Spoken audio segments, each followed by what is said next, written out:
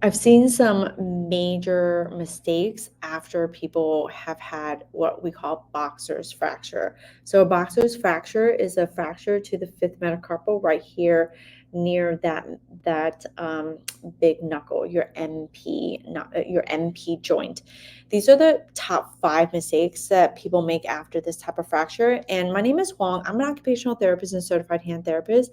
And over my 20 years of experience, I've seen some major mistakes that I'm sharing with you, hoping that if you have had a boxer's fracture, you're looking this up, you're trying to educate yourself, and you're trying to say, like, hey, what can I do to get better and to get better fast? And essentially not to have any what I call residual effects.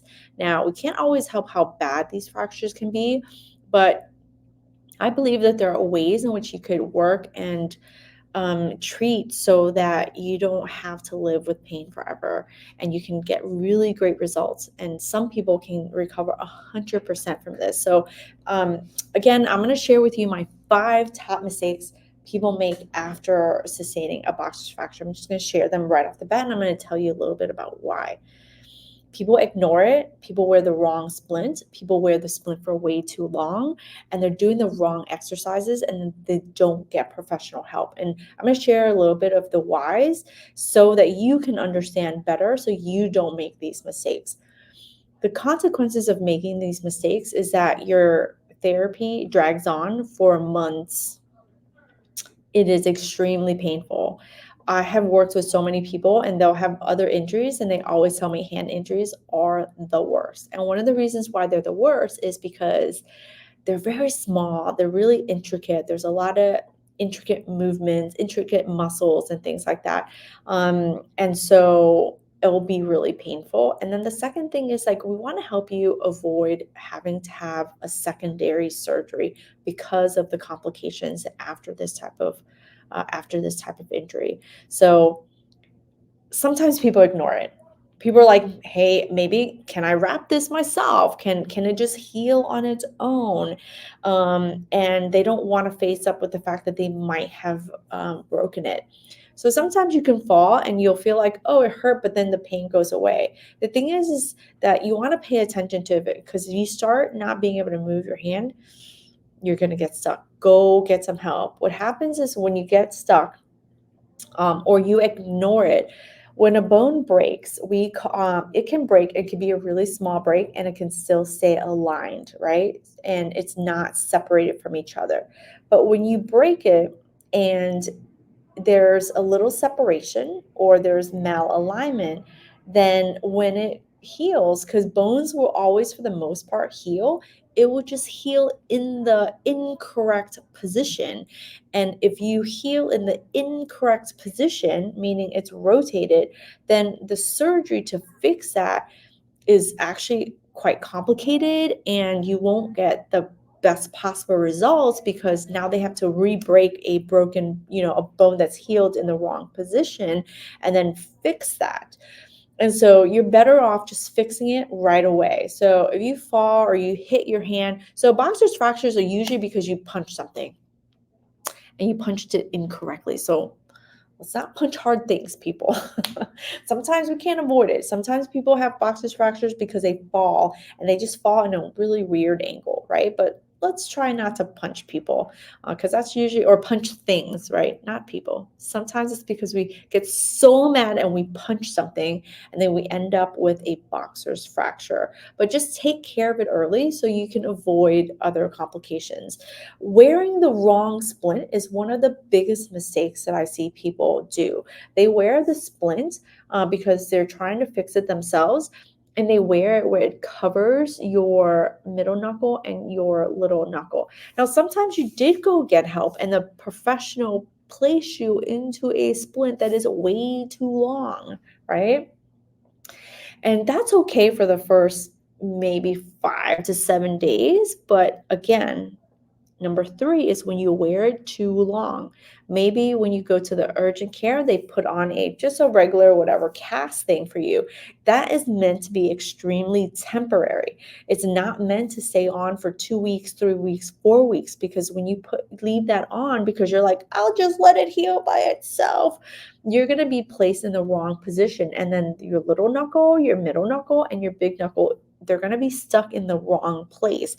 And so when you wear that too long, it's one of the biggest mistakes people make. And then they end up needing a ton of therapy, and it's so painful. So I'm hoping that this reaches the right people so that you don't make that mistake, because I always feel really bad when people comment that I've been wearing this shit for like 4 weeks. I'm like, oh my God, what's going to happen? It's going to be so painful, right? So don't wear the wrong splint and don't wear it for too long. There's another video that I talked about in terms of the right type of splint and the position. Go take a look at that video, and I hope that that will also guide you and help you so you don't make this mistake. But yeah, wearing it too long. I mean, I have so many stories. If you want to hear a story, I had somebody who made up their own splint because they watched videos like this and they were like, let me just do it. But if you're doing it for the wrong thing, you're just going to get stuck like Chuck. And that's essentially what happened.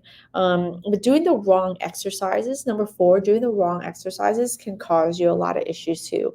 One of the biggest things that people do is they're like, oh, well, I'll just put a stress ball in my hand. I don't have one, obviously, because I don't love those things. But they'll put a stress ball in their hand and they'll just be like, I'm just going to squeeze it. I'm just going to squeeze it. That exercise can cause a secondary problem called a trigger finger. Now, I've done some videos on trigger finger. If you think you have trigger finger, go check those videos out.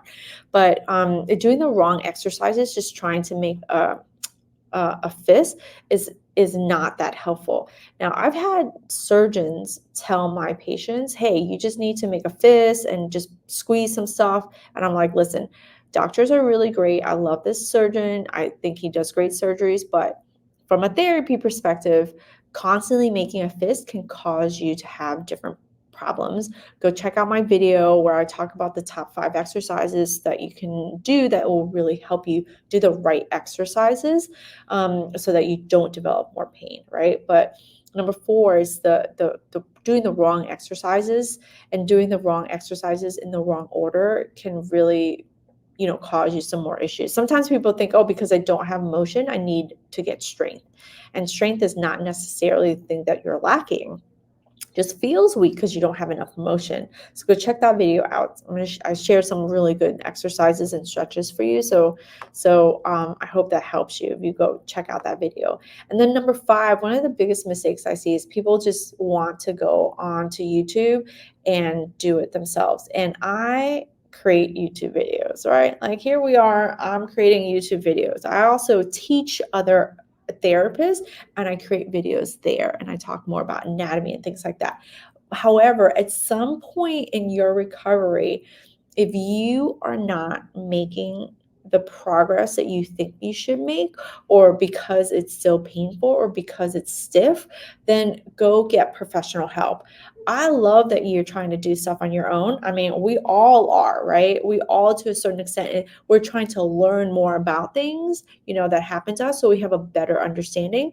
But we're also, trying to do a couple things for ourselves, which I love because it shows that we're proactive, right? But at some point, and this is your judgment, your discernment, your call, that at some point, if you're not getting good results, or if you're not sure about what you're doing, if it's right or if it's wrong, if you're not sure why you still have pain, if you're not sure why is it still stuck after so many weeks, right?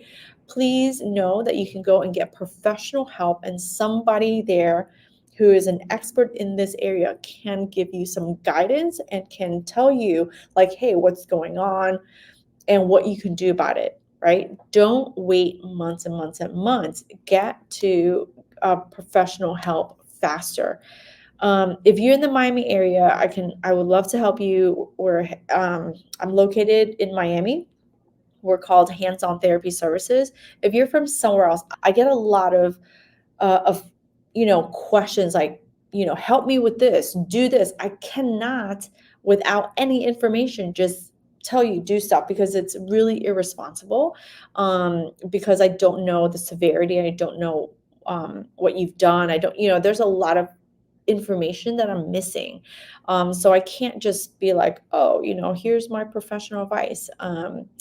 If you don't know what to do and you're not sure why you're not getting results, don't wait. Just go in your area and get some professional help in terms of like, can I get more motion?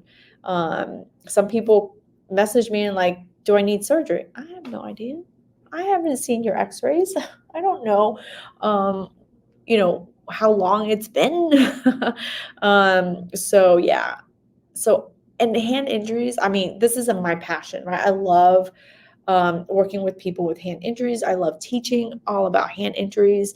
But one of my biggest mistakes that I see people make is that they wait way too long before they get professional help.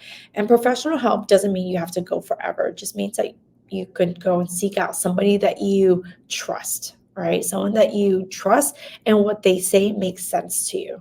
Okay, so don't be afraid. There's tons of people out there who can help you. And if you want my help, my name is Huang. I'm located in Miami at Hands On Therapy Services. My links are going to be below. If you have very specific questions, feel free to leave me a question below, because I can turn that. I might not be able to give you very personalized answers, but I can probably turn it into another educational video that hopefully can help you make some really great decisions about your hand and arm injuries. All right, until next time, thanks so much for watching.